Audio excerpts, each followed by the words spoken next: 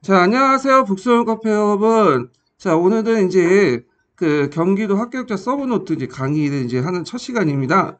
자, 오늘 이제 할 것은 이제 먼저 서양사부터 이제 시작을 할 거예요. 그래서 그 서양사 보시면 이제 서브노트 보시면 내용은 좀 잘 됐긴 했는데 좀 아쉬운 점이 중간중간에 좀 빠졌어요. 그래가지고 요 빠진 부분을 좀 약간 그 제가 예전에 만들었던 심화 교재가 있어요. 그래서 심화 교재를 통해서 보충을 하면서 이제 할 거예요. 그리고 중간중간에 서양사 강좌 있죠. 그래서 이 서양사 강좌 관련된 내용을 좀 이제 강독을 하면서 진행을 할 거예요. 그 외에 뭐 서양사 개론이라든지 서양사 총론, 서양사 강의 그런 내용도 이제 있지만 이걸 제가 강독하기는 좀 시간 다 걸리니까 작년에 제 서양사 개론 관련된 강독을 했으니까 그거 참조를 하시고요. 그리고 제가 이제 서양사 심화 교재 안에 서양사 총론이라든지 강의 내용도 같이 다 포함을 시켜놨어요. 그래서 그걸 이제 같이 보시면서 이제 하는 것도 좋을 것 같아요. 그래서 요거는 이제 서양사 강좌만 직접적으로 강독을 이제 진행을 할 거예요. 자, 그러면 여기 이제 그 서브노트를 보죠. 서브노트 경기도 이제 그 서브노트가 있는데 이게 16년도에 만들었어요. 그래서 16년 합격자분이 만들었는데 여기 보시면 이제 목차가 쭉 나오고요. 예. 그 다음에 이제 상고사 부분이 나오는데 이거 상고사가 아니라 서양사 부분을 넘어가야 되는데 잠깐만요. 자, 서양사 이제 볼게요. 서양사 이제 있는데 이 서양사 내용이 323페이지에 있거든요. 그래서 여기 보면 이제 그 지중해 세계에서 이제 오리엔트 문명 나오고 에게 문명이 있는데 요 에게 문명은 그 중요하지 않다고 생각했는지 요번에 뺀 것 같아요, 여기에서요. 근데 요번에 시험 문제 나왔죠. 그래서 요걸 그냥 안 들어볼 수도 없고 그래가지고 다뤄봐야 되는데 이걸 뺐으니까 일단 그러잖아요. 잠깐만요. 자, 그래서 323페이지에 그 내용이 없는데 그래서 이걸 또 안 다뤄볼 수가 없어가지고 좀 해야 되겠죠. 그래가지고 이제 서양사 부분은 이제 제가 심화 교재 부분을 이제 그 통해서 요 애기 문명에 관련된 내용을 좀 진행을 해볼 거예요.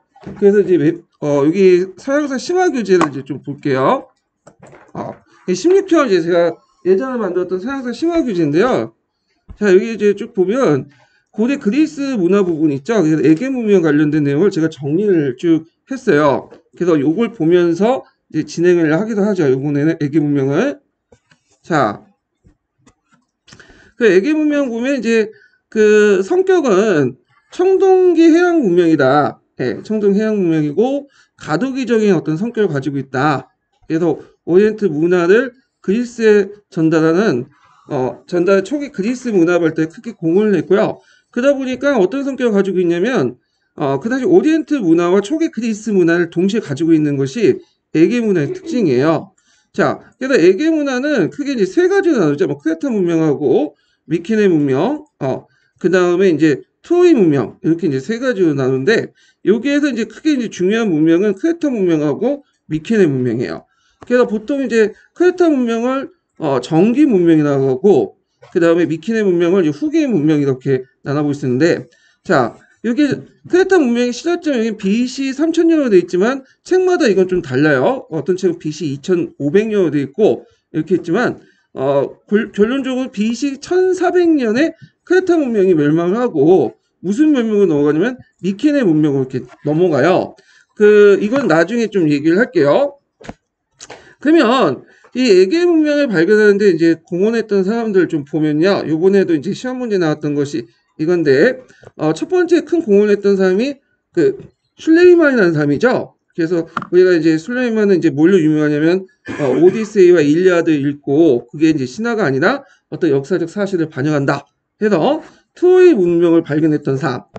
이걸 유명해.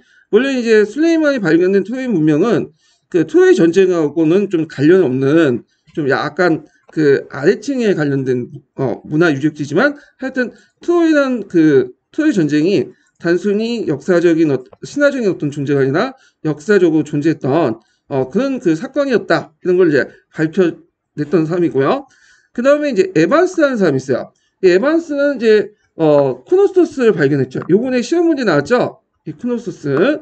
그래서 이제 코노스스를 발견했고 요 그 신화가 알고 있는 미노스 왕의 미궁이 나오고 이제 하죠. 여기 빠져 들어가면 이제 빠져 못 나가죠. 그래서 거기에는 이제 반인반수라는 어떤 괴물이 살고 있다는 걸로 유명하죠. 자, 하여튼 신화에 나와 있던 거고요. 그 다음에 여기에서 또 무슨 문자가 발견됐냐면 요번에도 예문에 나왔던 성형 문자가 발견됐어요. 이때 성형 문자는 성형 문자 B형이 아니라 성형 문자 A형이죠. A 문자. 이때 성형 문자 A 문자인데 이 문자는 아직 해독이 안 되고 있어요. 자, 그리고 이제 나중에 이제 발견된 문자가 뭐냐면 성형 비문자예요. 예, 성형 비문자. 성형 비문자. 자, 이 성형 비문자가 요번에 시험 문제 나왔죠. 예, 그래서 이걸 누가 이제 그 해독을 했냐면 벤트리스가 이제 해결했어. 벤트리스. 그래서 이게 최초의 그리스어라는 걸 확인을 했는데 이게 상당히 의미가 있는 게 뭐냐면 원래 성형 A 문자 같은 경우에는 미노아 문명에 사용했던 문명이고요. 크레타 문명에서 성형 B 문자 같은 경우에는 미케네 문명에서 이제 사용했던 문자였죠. 근데 이제 나중에 BC 14년을 계기로 해가지고 성형 A 문자가 없어지고 성형 B 문자가 크레타 섬에서 발견됐어요. 그러면 이 크레타가 누구한테 점령당했다는 거죠? 미케네 문명한테 점령당했다는 걸 알 수 있죠.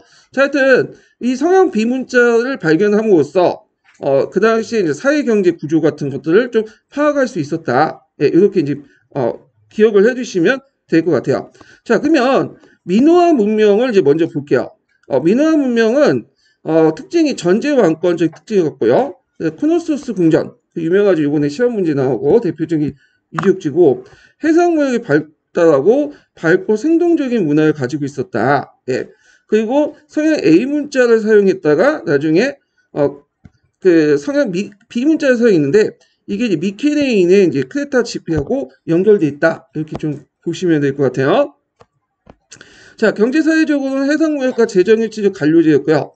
그 다음에 여기 군사력이 그렇게 발달하지 못했다는 게 특징이에요. 그걸 이제 볼 수 있는 게 이 전제왕권을 유지했지만 비군사적 성격을 갖고 있다고 했죠.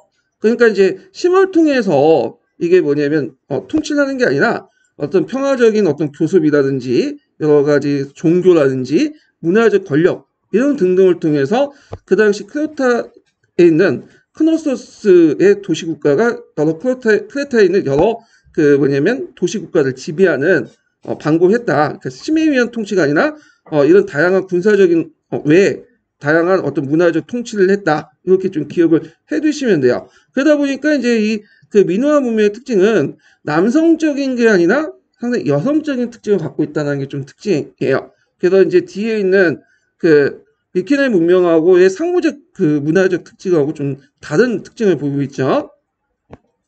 자, 그 다음에 도시 문화가 발달했고요. 그 중에 제일 큰 도시국가가 크노소스죠. 예, 크노소스. 그래서 미노스 문명의 중심지였다. 이렇게 보시면 돼요. 그리고 이제 처음에는 이집트의 영향을 받았으나 후에 독자적으로 발전을 했고 정교한 도자기까지 제작을 했고요.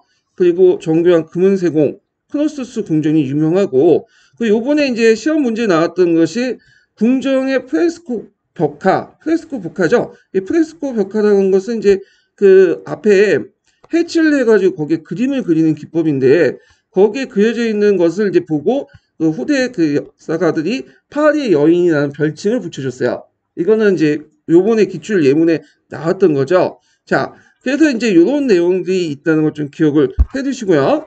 자, 그 다음에 뒤에 넘어가서 멸망인데 멸망을 두 가지로 보고 있어요. 하나는 이제 테라산의 폭발, 백두산 폭발하고 비슷하죠. 이번에 시험 문제 그 저기 영화에 나왔던 이렇게 이제 테라산 폭발로 그 지역의 이제 경제가 수태발이 돼서 멸망했다는 설도 있고 아까쯤에 제일 유력한 거지만 미케네인의 이제 침입 이렇게 볼 수가 있어요.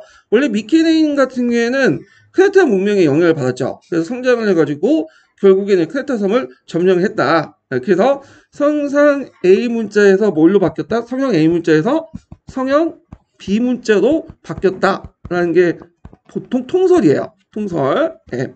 그래서 이제 이런 것들을 연결시켜서 보시면 되고요. 자, 미케네 문명을 보죠. 자, 미케네 문명의 형성 과정은 이제 보면 앞에 이제 크레타인하고 미케네인들은 좀 인종적으로 좀 달라요. 예. 언어학적으로 좀 다르죠. 예. 그래서 크레타인들은 주로 지금 어떤 어족인지 정확히 몰라요. 이 선조가 누군지. 근데 미케네인들은 선조가 누군지 정확히 알아. 이걸 이들은 인도 유도보족이라고 하죠. 인도 유도보족. 원래 인도 유도보족들은 카스피해에 있었던 민족들인데 BC 20세기 때 이동을 하기 시작했어요. 그래가지고 그리스 쪽으로 해갖고 넘어와서 처음으로 정착했던 민족들이 미케네인들이야. 미케네인들. 그리고 나중에 뭐 도리아인, 뭐 이오니아인 이런 사람들 다 인도 유도보족들이야. 예. 그래서 이제 그 인도 유도보족과 관련됐고 그 결과 성상 비문자가 쉽게 해독이 될 수 있었다. 왜냐하면 지금 고대 그리스어나 지금의 그리스어나 유도보족들이 다 어디와 관련돼 있죠? 인도 유도보족이죠. 그러니까 쉽게 번역이 됐던 거야. 예. 자, 그래서 이제 이들은 이제 그 중국 그리스와 펠로폰네스 반도에서 소왕국들을 건설했어요. 예. 그리고 이제 그때 대표적인 소왕국들 보면 우리가 알고 있는 스파르타 아시죠? 스파르타가 이미 여기로 나와요. 그 오디세이나 일리아드 그 내용에도. 근데 이때 스파르타는 뒤에 만들어진 스파르타하고는 다른 도시국가야. 네. 자, 하여튼 그래서 이제 이들이 이제 나중에 14세기 15세기 넘어가면서 크노스를 지배하고 그리고 이제 오디세이와 일리아드의 어떤 배경이 됐던 무슨 전쟁을 일으켰다? 트로이 전쟁을 일으켰다. 그래서 소아시아 반도까지 진출했다. 이렇게 좀 기억을 해두시면 될 것 같아요. 자, 그래서 예술적으로 보면 원형 분모고 거석의 어떤 건강한 성벽을 축조했고요. 그 다음에 여성적인 문화와 대비해서 크레타의 여성적 문화와 대비해서 무슨 문화를 갖고 있냐면 상무적이고 군사적인 성격을 갖고 있다. 예. 그리고 이제 정치 사회적으로 특징을 보면 오리엔트하고 그리스의 중간형이에요. 그래가지고 오리엔트 같은 경우에는 어떤 거예요? 전제 국가죠. 그리고 그리스는 뭐죠? 폴리스죠. 그래서 왕은 존재하는데 오리엔트처럼 그렇다고 해서 왕이 강하지 못해. 그리고 이제 형태가 도시국가 형태야.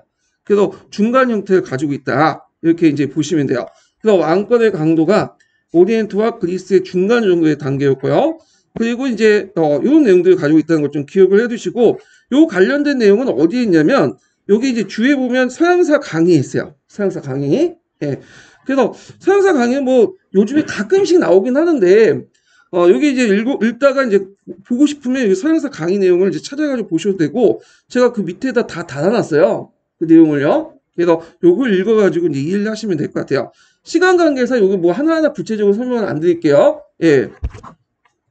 자, 그 밑에 보면 이제 그 미케네 왕국의 이제 계층 구조가 나오죠. 요것도 이제 서양사 강의에 있는 내용이니까 좀 보시고요. 그 다음에 뒤에 넘어가서 붕괴 과정을 볼게요.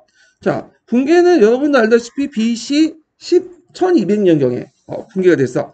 그래서 이제 원인은 여러 가지가 있는데 그 중에 이제 배경을 이제 보면 바다의 사람의 대이동이 있어요. 이게 이제 서양사 개론하고 그 서양사 총론이라는 곳에 있거든요. 근데 이게 아직까지 학계에서 바다의 사람이 뭔지에 대해서는 학계에 의견이 많아요.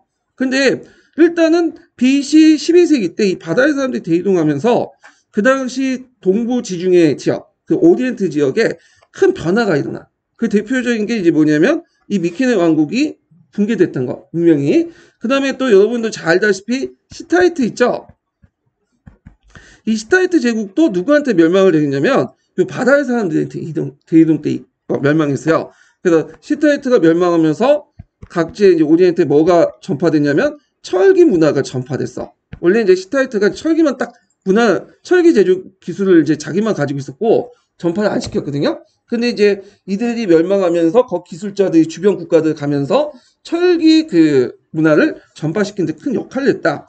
거기에다가 이제 우리가 교과서에서 나오는 것은 뭐죠? 도리아인의 남아도 볼 수가 있죠.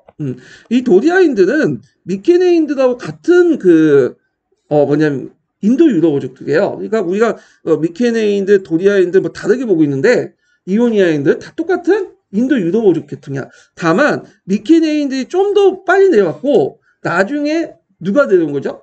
그 북쪽에서 도리아인들이 내려온 거야. 좀 늦게 들어온 거야. 자, 하여튼 이렇게 이제 도리아인들은 이제 특징이 뭐냐면 얘네들은 청동기 문화가 아니라 무슨 문화를 갖고 있다? 철기 문화를 갖고 있죠. 이게 특징이야. 그래서 이들이 이제 내려오면서 그 미케네 문명을 이제 파괴시키고 미케네 도시국가들을 파괴시켜. 그러면 국가란 조직을 있을까요? 국가란 조직이 없어져. 그래서 이들은 부족 단위도 사용하나요? 부족 단위. 자, 부족 단위 생활하다 보니까 이제 문자가 필요 있을까요? 없을까요? 문자가 필요 없어요. 지금 저 문자라는 것이 일상생활에 그 당시 사용했던 게 아니라 그 당시 문자들은 어떤 행정 관료를 유지하기 위한, 국가를 유지하기 위한 어떤 수단으로서 사용됐어요. 조세 수치라든지 이런 것들 때문에 사용했는데 부족 단위에 살다 보니까 국가라는 조직 없이 그러다 보니까 문자가 필요 없는 거야. 그러다 보니까 문자 기록이 이제 안 남아. 거기다가 유물 유족도 그렇게 별로 없어요. 그래서 BC 1200년에서 나중에 폴리스가 이제 탄생된 BC 8세기까지 그 중간 사이 요 시기를 뭐라고 하냐면 암흑기라고 해요. 보통 다크에이지라고 하죠. 왜 다크에이지냐? 아무것도 없어. 아무것도. 그러니까 역사상 기록물이 별로 없기 때문에 껌껌한 시대야. 근데 이제 여기에서 이제 이 시대를 알 수 있는 이제 또 뭐냐 대표적인 문학 작품이 있어요. 그게 이제 BC 9세기 때 만들어진 전설상 이제 호메로스가 이제 만들었다는 호머가 만들었던 일리아드와 오디세이 이거죠. 그래서 요 시대를 또 무슨 시대라고 하냐면 호메로스 시대라고 해요. 이 문학 작품을 통해서 이제 그걸 알 수 있으니까. 자, 그래서 이제 이 시대는 이제 문명과 사회 조직이 소멸되고 사회 상부 구조가 파괴되면서 문자가 사용되지 않으면서 암흑 시대로 도래됐다. 농경사회가 해결됐고요. 그렇지만 이제 점점 이 암흑 시대가 벗어나게 된 게 뭐냐면 BC 9세기 때부터 그 징조가 나타나요. BC 9세기 때. 그래서 BC 9세기 때 페니키아로부터 뭐가 들어오냐면 문자가 들어와. 페니키아 문자. 자, 이 페니키아 문자가 오늘날 고대 그리스 문자의 어떤 기초가 돼요. 그러면서 이제 이 모든 많은 사람들이 문자 생활을 하게 되고요. 그리고 요 당시 이제 호메로스에 의해서 일리아드 오디세이가 정리가 되게 돼. 그러면서 이제 역사적 기록이 등장하게 된 거야. 그리고 나서 BC 8세기 때 이제 우리가 알다시피 그리스에 뭐가 등장했죠? 폴리스라는 고대 도시국가들이 등장했다. 그래서 이런 것들 이제 좀 같이 기억을 해두시면 될 것 같아요. 자, 그러면 이제 폴리스 이제 그 내용을 좀 볼게요. 요거부터 이제 경기도 이제 합격자 서브노트 이제 볼게요. 여기 이제 그 넘어가기 전에 일단 서양사 강자 부분을 제가 강독을 한다고 했죠. 그래서 서양사 강자 부분과 관련된 내용들을 좀 보고 넘어갈게요.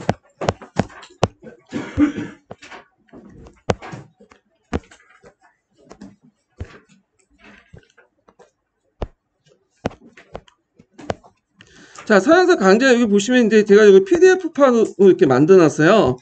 원래 이게 있는데 제가 한번 보시면 지중해 세계와 그리스 문명이 있고 그리스 문명에 대한 쭉 설명이 있는데 이건 앞에 뛰어 넘어가고 어디부터 읽냐면요. 제가 발제독만 할게요. 이게 시간 관계 다 읽지 못하니까 이게 약간 심의한데 15페이지인가요?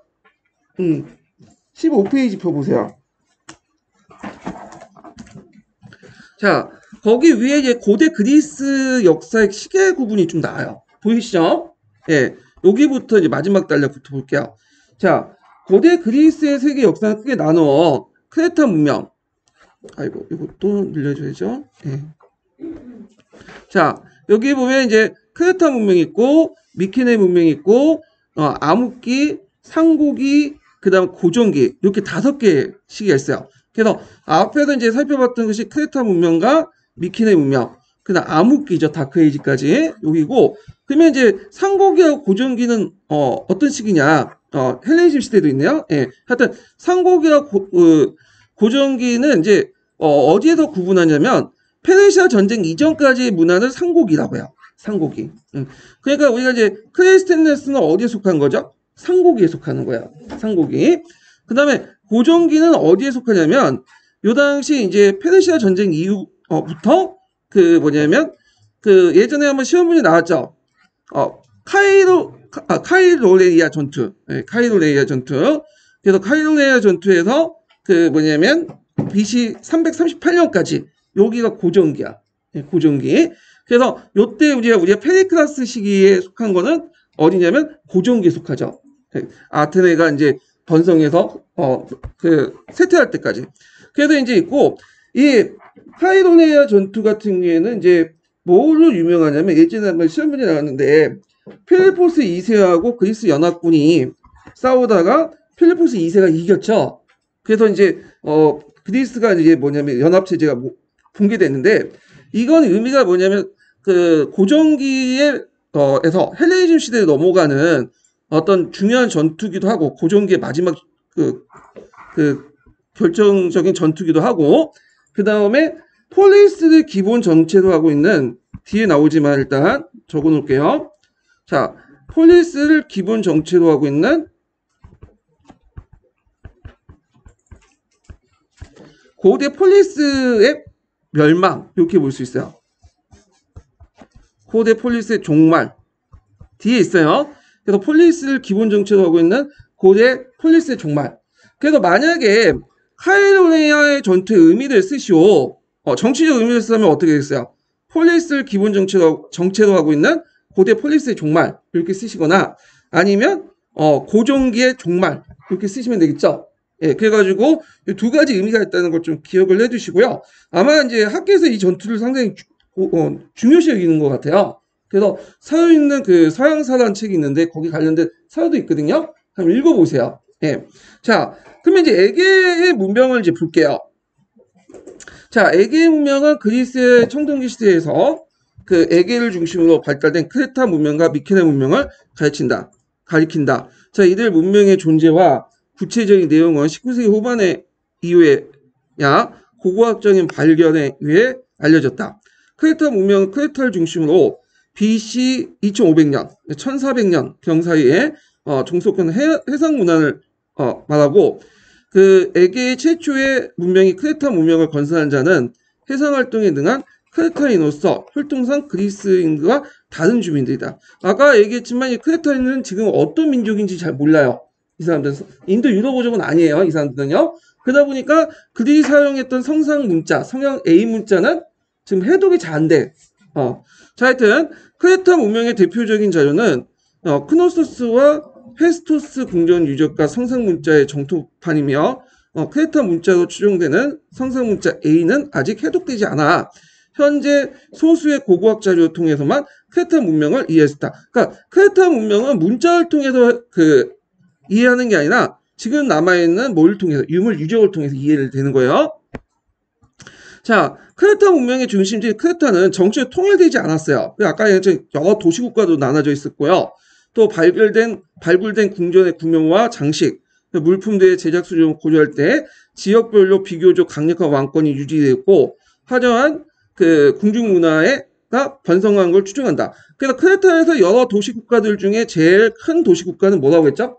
크노소스라고 했죠. 그리고 크노소스의 지배 방식은 전제 왕권이지만 그렇다고 해서 무력이 아니에요. 평화적인 방법이야. 여러 가지 다양한 문화적인 것들과 뭐 신앙 이런 걸 통해서 지배를 했어요. 그래서 이 문화의 특징은 남성적인 게 아니라 상당히 여성적인 문화를 가지고 있다. 이런 것들이 특징을 갖고 있어요. 자, 크레타는 이집트와 시리아, 소아시아 및 그리스 본토에 있는 교통로에 위치했기 때문에 해상 교육과 수공을 기반으로 정치적 안정과 물질 풍요를 이뤘다고 한다. 자, 여기 이제 크레타 관련된 그 문명 사진이 있고, 요번에 시험 문제에 나왔던 게 아마 요거 같은데, 크레타 문명이 여기 지금 있나? 없네요. 하여튼, 요거 관련돼가지고 이제 프레스코어가 나오긴 했는데, 그 사진은 없네요. 이게 시험 관련된 사진은. 자, 하여튼 넘어가고. 자, 문명은 에게 일대와 그리스 본토의 세력을 확장하여 강력한 해상벽 문명의 위상을 확립했지만, 기원전 1400년경에 멸망했다. 자, 이게 1400년의 멸망의 원인은 두 가지라고 볼 수 있죠. 하나가 이제 뭐냐면 누가 침입했죠? 미케네인. 그 다음에 또 하나가 뭐냐면 여기 테라산 있죠. 테라산의 폭발. 이렇게 두 가지도 이제 추정하고 있어요. 자, 아마 미케네 문명의 그리스인들의 침입이나 자연재해, 아까 테라산 같은 화산재해에 의해서 급속히 멸망한 것 보인다. 자, 미케네 문명은 그리스인들이 건설한 최초의 문명이다. 아까 이제 이 미케네 문명은부터 무슨 어족이에요? 인도 유럽 어족들이에요. 예. 그래서 그리스인들은 인도 유럽 어족에 속하며 이는 발칸반도 남쪽에 이주해 온 것은 기원전 2000년경 보고 있는데, 그래서 미케네 문명은 그리스 본토를 중심으로 기원전 2000년경에서 1100년 사이에 종속한 청동기 문명이고요. 자, 미케네 문명에 관한 자료 역시 미케네 티린스 필로스 등 발굴된 고고학적 자료와 성상 문자피 요거 기억을 해두셔야죠. 요번에 시험 문제 나왔다. 예, 성상 문자 B나 뭐 성형 문자 B나 똑같은 거예요. 예, 그거 해석사의 이제 해석의 차이고. 자, 전토판이 주종을 이룬다. 성상 문자 B는 현재 해독된 상태이지만 누구에 의해서 해독된 거죠? 벤트리스. 예, 그래서 전토판의 수가 많지 않고 그 내용도 단편적인 물품 목록이나 인원 명부인지다. 당시의 사회를 이해하는데 큰 도움을 주지 못한다. 근데 여기는 서양사 강자는 이렇게 얘기했는데 서양사 강의에 읽어보면 또 다른 말이에요. 그래서 이걸 바탕으로 사회경제적 구조를 파악할 수 있다? 예, 일리아드 오디세이와 함께 이런 식으로 얘기를 하고 있거든요. 예, 자, 하여튼 이런 문자가 그 당시에는 뭘 사용했던 국가 어떤 행정조직을 정비하는데 조세 수치를 사용하는데 도구 사용했다는 걸 알 수 있죠. 그 다음 전설적인 트로이 전쟁이 미케네 문명 말기인 기원전 13세기 때 발생한 것으로 추정되었기 때문에 호메로스의 서사시도 제한적으로 미케네 문명의 자료로 활용되곤 한다. 자, 그래가지고 이제 이 호메로스 서사시 아까 일리아드와 오디세이 있죠? 그건 암흑시대 자료뿐만 아니라 그 시대 미케네 문명의 말기 상황을 또 알 수 있고, 예, 그래서 거기에서 이제 사회경제적 어떤 특징들 이런 것들을 또 끌어낼 수 있다는 거죠. 그래서 문학 작품을 통해서 어떤 사회경제적 어떤 조직과 특징들을 끌어내는 거는 요거 외에도 인도에 보면 베다라는 게 있어요. 베다 시대, 리그베다 시대 있죠? 예, 이거 나중에 했지만, 인도 같은 역사책이 별로 없잖아요? 그래서 이 문학이나 어떤 종교 경전을 통해서 역사적 어떤 사실을 꺼내는데, 이런 거와 연결시켜서 한번 보시면 될 것 같아요. 자, 미케네 문명은 평화적인 크레타 문명과 달리 되게 호전적이고 상무적이고 남성적이에요. 그래서, 서로 싸우다 보니까 성곽이나 무기들이 많이 발견되고요.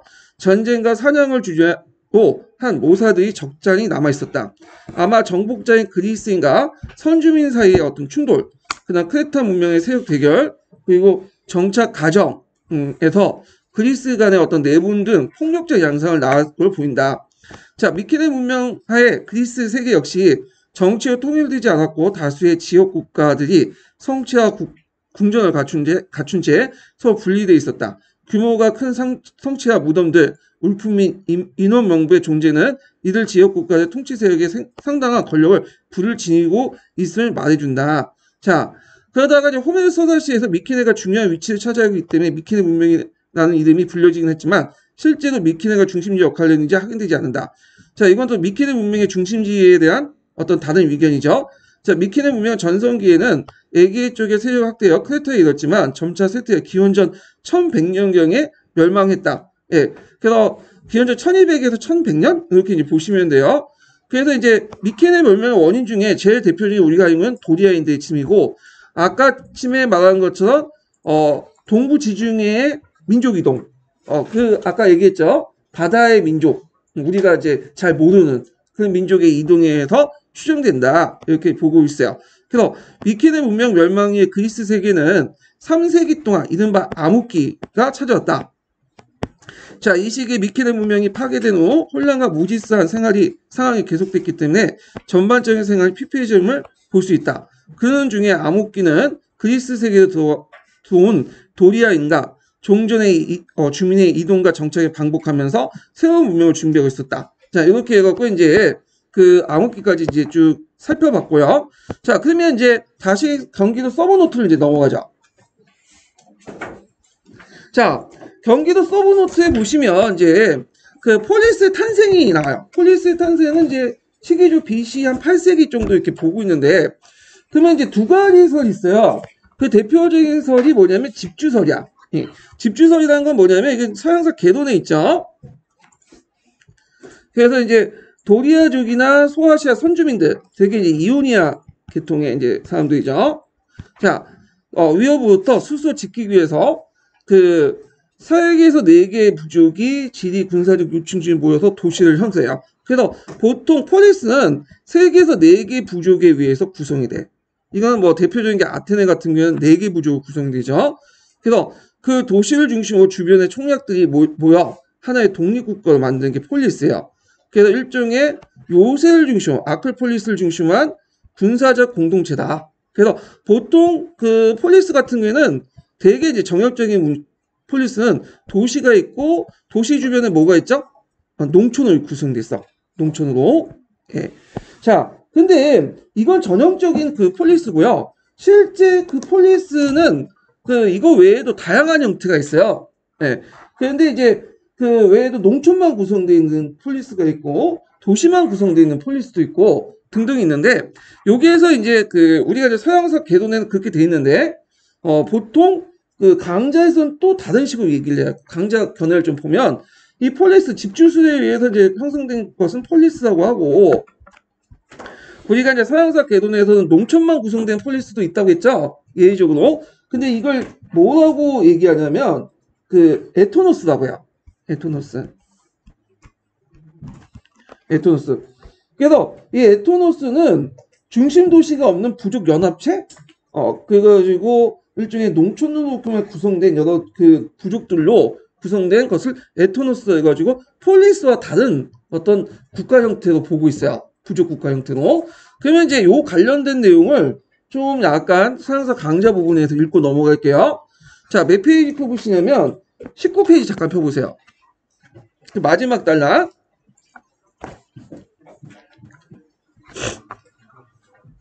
자, 여기 보면 고대 그리스의 폴리스는 보통 집주설에 의하면 중심 도시하고 주변부의 농촌 지역으로 구성되어 있어요.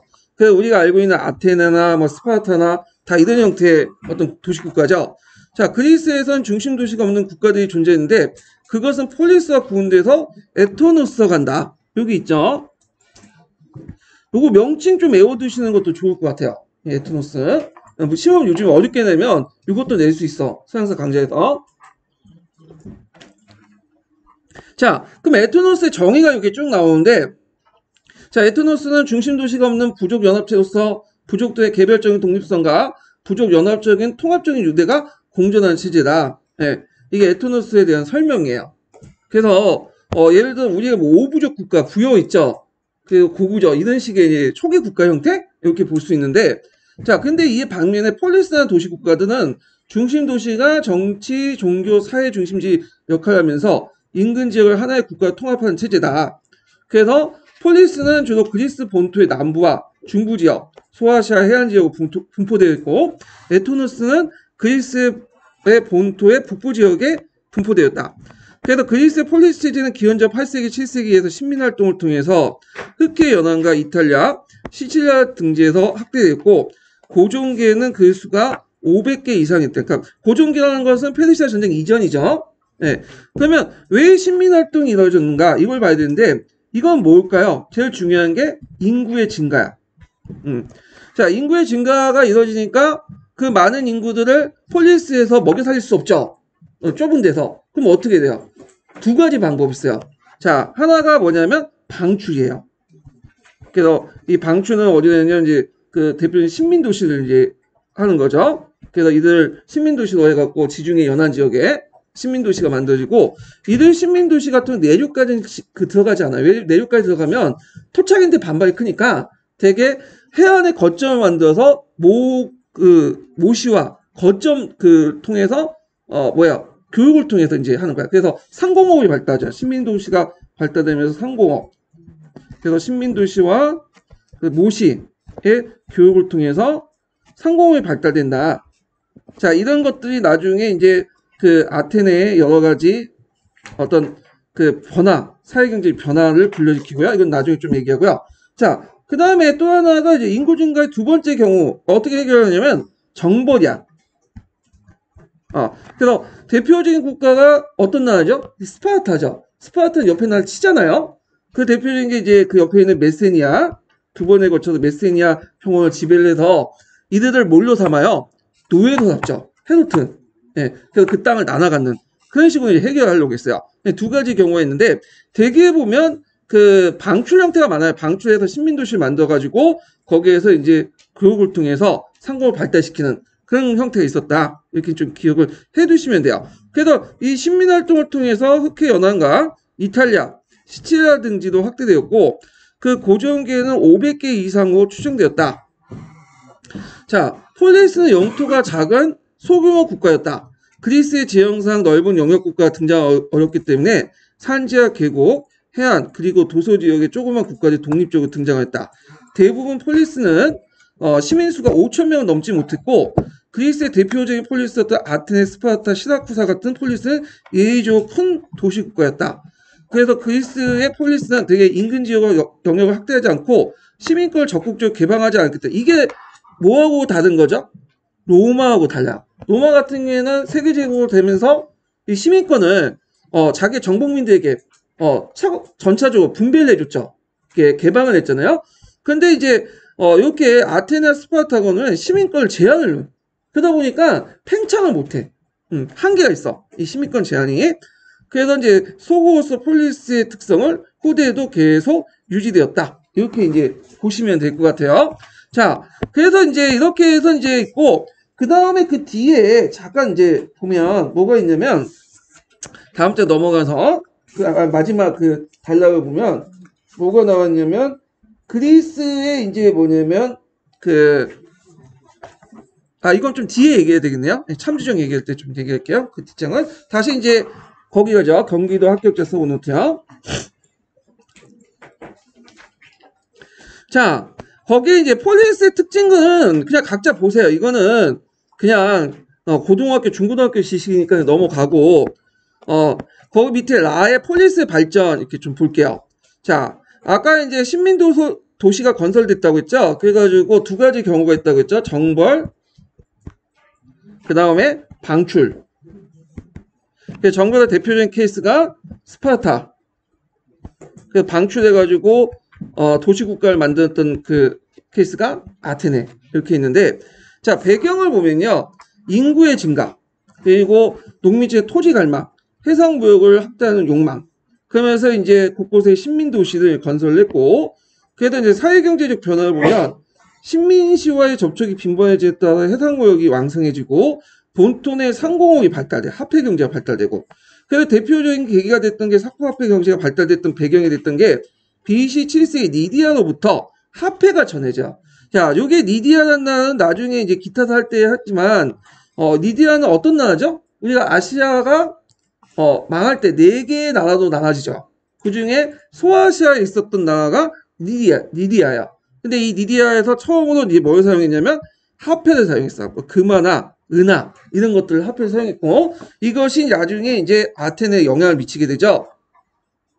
자, 그래서 도시국가들은 저마다 화폐를 이제 주조했고요. 특히 아테네는 레오지오 은강을 가지고 있어요. 요게 이게 나중에 발굴이 되는데 여기를 통해서 이제 불을 축적할 수 있어요. 그리고 나중에 이제 아테네 해군이 만들어질 때 그 경제적 바탕이 되었던 그 배경이 이 레오지오 은강의 발굴이에요.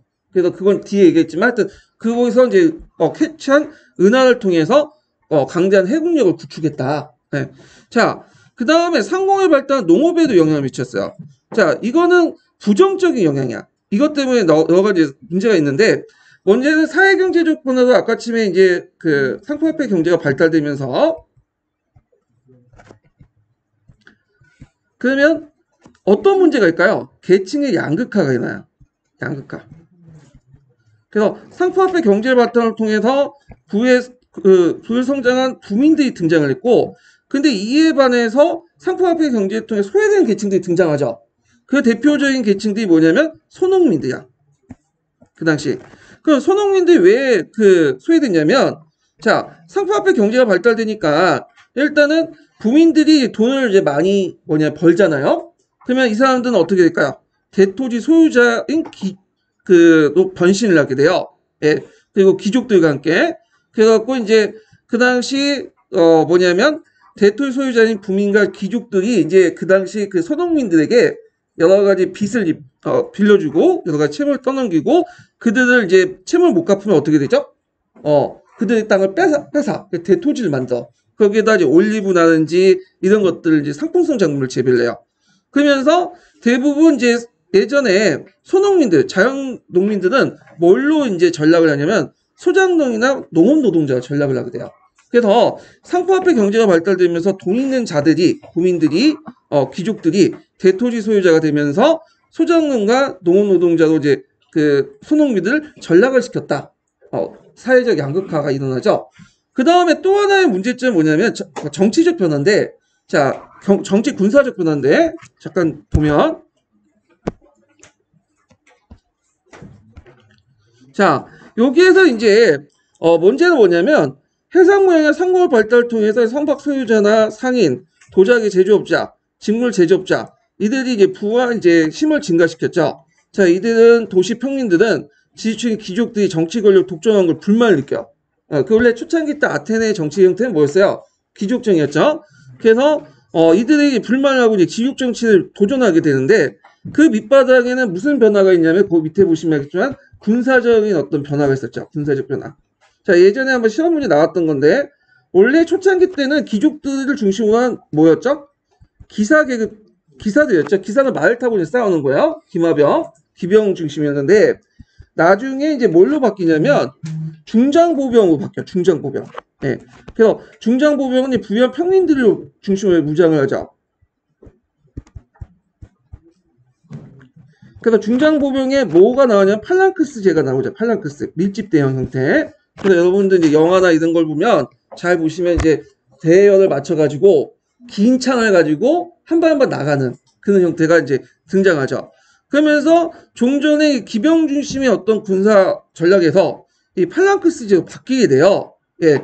그러면서 자신이 이제 전쟁의 그 전투의 주력이 되거든요. 이 중장보병층이. 자, 그러면 이들의 입장을 볼 때는 그 뭐냐면 밖에 나가서 그만큼 피를 흘렸죠. 그러면 서양에서 정통이 뭐냐면 자기가 피를 흘린 만큼 뭘 주장하죠? 정치적 권리를 주장해. 이거는 요때뿐만 아니라 나중에 여성 참정권까지 계속 가요. 자기가 전쟁에서 피를 흘린 만큼, 노력만큼 뭘 주장한다? 정치적 권리를 줘야 돼. 그러다 보니까 자신도 피를 흘렸으니까 이제 정치적 권리를 달라. 이게 요구를 하게 되는 거야. 근데 종전에 정치적 권력을 갖고 있었던 귀족들은 그거 주겠어, 안 주겠어요? 당연히 안 주죠. 그러니까 갈등이 일어난 거야. 그래서 결국에는 두 가지 문제가 이제 일어나요. 첫째는 뭐냐면 상품화폐 경제를 바탕으로 못 가진 자와 그 다음에 가진 자의 어떤 문제. 그리고 이를 통해서 이제 뭐냐면 종전의 자영농민이 소작이 되거나 아니면 노예로 전락을 하는 그 문제점이 있고 두 번째로는 아까쯤에 이제 그 부유한 평민들이 중장보병을 통해서 뭐냐면 군사적 공헌을 하면서 정치적 권력의 분배를 주장하면서 기존의 귀족들 간의 갈등, 그러니까 부유한 평민들과 귀족들 간의 어떤 정치적 권력을 둘러싼 갈등, 이런 두 가지 문제점이 났죠. 그래서 이 아테네 같은 경우, 대표적인 아테네인데 이 아테네에서 이런 그 두 가지 문제로 해서 사회가 분열되니까 이거 안 되겠다. 그래서 그걸 해결하려고 했던 사람이 누구냐면 나중에 이제 솔론이라는 사람이 그걸 이제 해결하려고 했죠. 자, 그러면 이제 솔론을 이제 보기 전에 그 아테네의 이제 뭐냐면 정치 형태를 볼게요. 자, 이거는 뭐 다른 그 도시국가의 이제 정치 형태 발전과도 비슷한데 초창기 때는 왕정이었어요. 형식적인 왕정이었다가 나중에 귀족정으로 바뀌고요. 그 다음에 또 뭘로 바꾸냐면 근권 정치로 바뀌어요. 그 다음에 무슨 정치로 바뀌죠? 참주 정치. 그 다음에 민주 정치. 이렇게 이제 있고. 자, 그러면 이제 왕정은 뭐 그렇게 중요하지 않으니까 넘어가고 귀족정을 볼게요. 자, 귀족정의 이제 정치의 구조는 아르코파고스 해인데 이 아르코는 이제 노마식으로 따지면 원로원 정도 보시면 돼요. 원로원. 그리고 그 원로원들이 이제 원로원 위원이라고 보시면 돼요. 원로원 위원. 예. 그리고 이 아르코파고스는 원로원 위원들이 만든 어떤 회의체 이렇게 해요. 그래서 이 아르콘과 아르코파고스 회의가 초창기 때 귀족 정치의 중심이었어요. 근데 이제 나중에 시간이 지나면 지날수록 이들은 어떻게 될까요? 권한이 점점 뺏겨. 네, 그래가지고 이제 미네라든지 500인에 이렇게 뺏겨면서 점점 상징적인 어떤 기구로 바뀌게 되죠. 이건 좀 뒤에 얘기하고요. 자, 미네는 있지만 일반 시민으로 구성됐고 실질 권한이 없었다. 예. 자, 그 다음에 이제 드래곤 법정이 있어요. 근데 이제 BC 7세기경인데 이때는 이제 평민세력이 성장하고 상품화폐 경제가 발달하니까 사회 경제적 문제가 일어났다고 했죠. 그래서 빚을 못 갚는 그 사람들이 늘어나면서 이들이 채무에 의한 노예가 돼요. 그 법이 뭐냐면 드래곤 법전이 있어요. 드래곤 법전. 그래서 부채 노예를 인정하죠. 부채로 인해서 자연인의 어떤 자유상실을 규정하고 사태를 악화시켰다. 그래서 이제 요걸 이제 타파한 사람이 누구죠? 이 드래곤 법전을 폐기시킨 사람이 또 솔론이죠. 이 솔론. 자, 그럼 이 솔론을 한번 볼게요. 이 솔론은 시험 문제 진짜 많이 나와요. 요즘에는 잘 안 나오지만 예전 진짜 많이 나왔어. 예, 아마 많이 나중에 계속 나올 것 같아요. 이 솔론이. 자, 일단은 이제 솔로는 이제 그 아까 두 가지 그 목적이 뭐죠? 일단 이 솔로의 목적 예전에 시험 문제 나왔죠? 사회 분열을 해결해야죠. 그래서 통합을 해야 돼. 사회 문제를 해결해서 공동체를 통합하는 데 그 목적이 있어. 개혁의 목적이. 예. 그래서 이렇게 사회 분열을 해결하고 통합하는 데 있다. 그러면 이 당시 사회 그 분열은 두 가지가 있죠. 하나가 뭐죠? 예, 아까 정치적 분열, 정치 권력을 둘러싸고 누구와 누구의 대립이에요. 그 당시 부유한 평민과 귀족 간의 아이고 잠깐만요. 예, 귀족 간의 어떤 대립. 그 다음에 두 번째로는 또 하나는 뭐냐면 그 당시 이제 경제 문제죠. 그래서 그 경제적 양극화에 위한 누구와 누구의 대립이죠? 그 당시 이제 부유한 사람들과 못 사는 그 빈민들 간의 대립. 그래서 이 빈민들은 나중에 노예도 전락하잖아요. 일부는. 자, 그러면 이들을 이제 이런 문제를 어떻게 해결하냐? 이 사람은 어떤 한쪽에 치우치지 않고 뭐죠? 둘의 입장을 절충을 했어. 그래서 이 사람의 별명이 뭐냐면 시험 문제 예전에 나왔지만 조정자라는 별명을 얻게 돼요. 그러니까 한편에 쓰지 않고 양쪽의 입장을 절충해 갖고 개혁을 했어요. 예.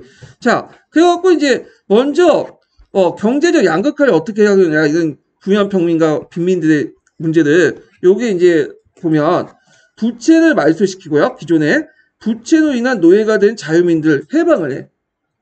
그래갖고 이제 아테네인들은 부채를 통해서 노예가 될 수가 없어요. 야, 노예를 금지시켜. 그러면 노예는 누가 될 수 있을까요? 그러면 이제는 아테네인이 아니라 외국인들만 노예가 될 수 있어. 외국인들만.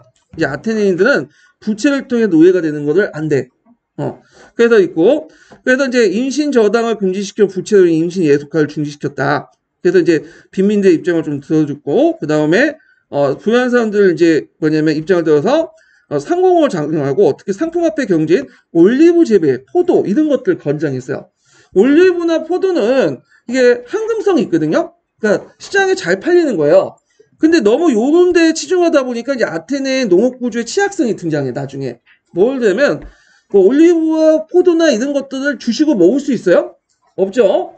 제일 중요한 게 뭐예요? 밀, 곡물이잖아, 곡물. 탄수화물 먹어야지 우리가. 근데 이거 안 먹고 맨날 올리브나 이런 거 먹을 수 없잖아. 그러니까 밀을 확보할 수가 없어. 자체 내에서. 그러니까 이제 나중에 아테네에서 제일 중요한 것은 뭐냐면 해외 식민지나 해외에서 뭘 확보하는 거예요? 밀, 곡물을 확보하는 거야.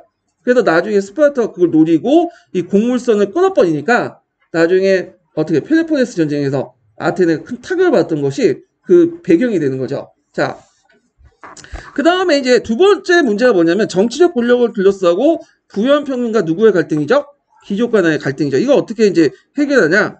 자, 시민의 재산에 따라서 귀족, 기사, 농민, 노동자 4개 계층 구성을 해요. 구분하고 자 이걸 그에 따라 정치 참여의 비중을 차등 있게 규정한다. 근데 여기 뭐 귀족이 있고 뭐 기사, 농민, 노동자 해가지고 그리스어도 이렇게 얘기하는데 뭐 다른 건 다 몰라도 이 노동자 맨 마지막에 이 노동자로 표현됐는데 실제 빈민계층이죠. 이들을 뭐라고 하죠?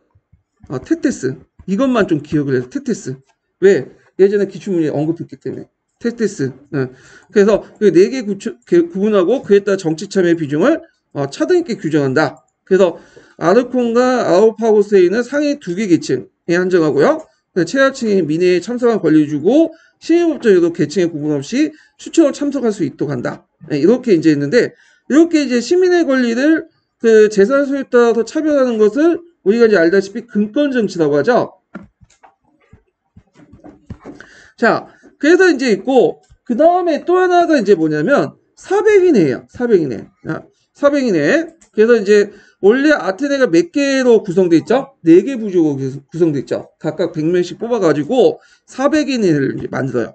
그래서 민회에 제출한 안건을 마련하겠다. 이런 식으로 이제 했다는 거죠. 의의를 볼게요.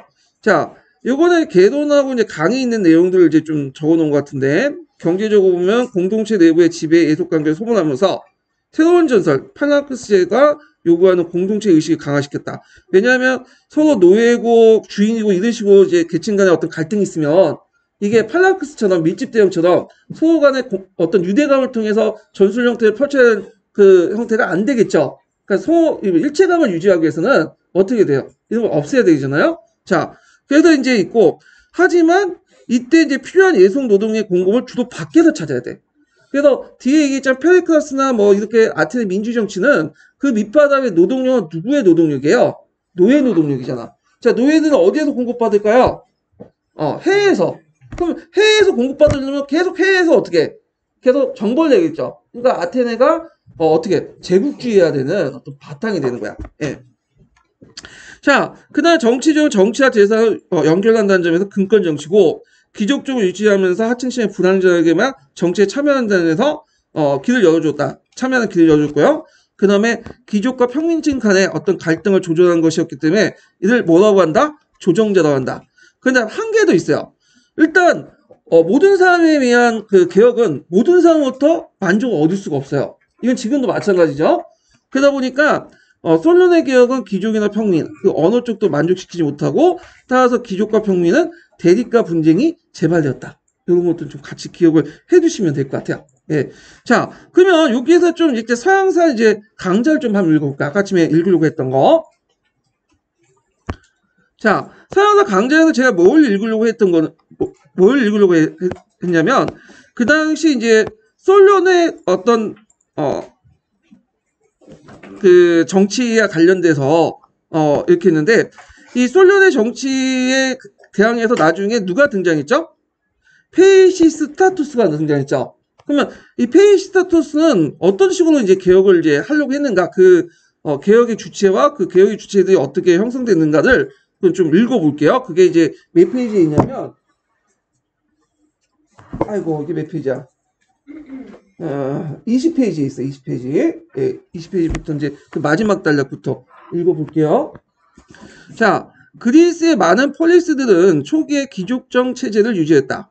귀족정은 정통적인 허용 귀족을 건의와 그의 토지 재산을 바탕으로 둔 소수 지배 체제였다.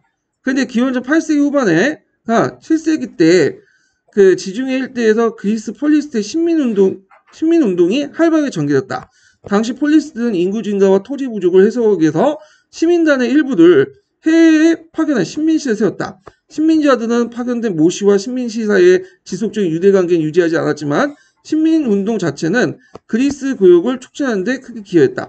그러면 여기에 좀 눈여겨볼 게 뭐냐면, 우리가 모씨하고 신민시의 관계가 어떤 관계일까요? 정치적 예속 관계라고 볼 수는 없죠. 둘의 관계는 그냥 독립된 폴리스예요. 그렇지만 정치적 예속 관계는 있지만 경제, 문화적인 유대 관계는 있어요. 그래서 예를 들어서 물건을 갖다 팔거나 사들기 위해서는 누구의 물건을 사겠어요? 예전에 모씨나 신민시 간의 물건을 사겠죠. 서로 간에. 그러다 보니까 상품화폐 경제 발달의 어떤 배경이 되는 거야. 자, 하여튼 신민운동 자체는 그리스 고역을 촉진하는 데 크게 기여했고, 그 결과 새로운 부를 축적한 사람들이 등장했다. 그래서 이제 그 대표적인 수출품인 이제 포도주, 올리브유 이런 수출을 통해서 부유한 평민들과 수공업자들이 등장했다. 과거에는 정통적인 귀족들이 부를 독점했지만 이제 농민이나 수공업자 상인들도 많은 재산을 축적할 수 있었다. 근데 주의할 것은 농민이나 수공업자 상인에도 이들은 일부예요. 일부고 상당수 농민들은 뭐죠? 몰락을 했어요. 이게 계층화 돼갖고, 하여튼 이렇게 새롭게 부유층이 형성되면서 기존의 귀족적 사회를 도전하게 됐다. 그 결과 그 앞에는 이제 솔론의 개혁 정치가 있었죠. 근데 솔론의 개혁 정치에 만족하지 못한 그 사람들은 나중에 누굴 믿어주기 시작했냐면 참주를 믿어주게. 참주는 일종의 독재자죠. 근데 이 참주라는 사람이 아테네만 있었던 게 아니에요. 여러 나라도 동시에 있었어. 근데 이제 우리가 알고는 페이시스토스가 대표적인 사람인지 알려져 있는데, 자, 이때 참주들은 대개 귀족중의 반대 세력인 평민들의 지원을 하에 개인 권력을 강화시키고 독재적인 통치자였다. 물론 이제 모든 폴리스의 참주의 지배를 경험하지 않았지만 폴리스들이 그러나 새로운 사회 변화에 따라 그에 따라 정치적 질서의 재편 과정에서 많은 참주들이 등장했다.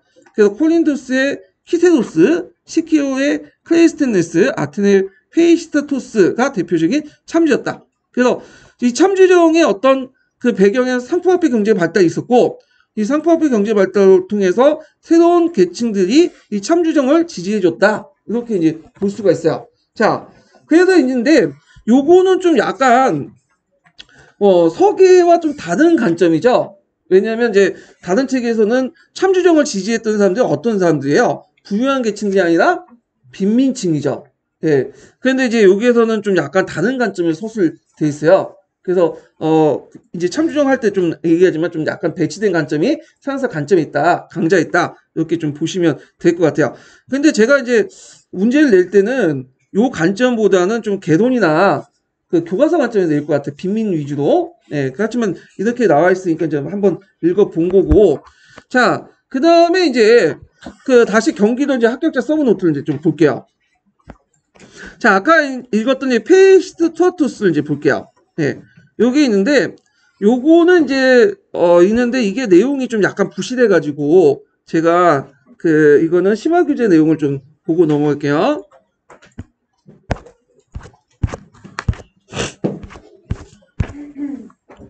자, 심화 규제 웹페이지를 보시냐면요. 아이고.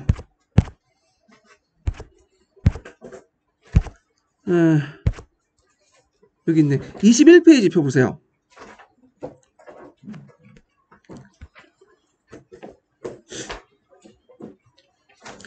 자, 페이시스토스는 이제 참주 정치의 대표적인 사람인데, 자, 대외적 배경은 이제 빈부격차, 그리고 메가라 전투였고, 이제 최하층이 이제 참여를 했고, 거기에.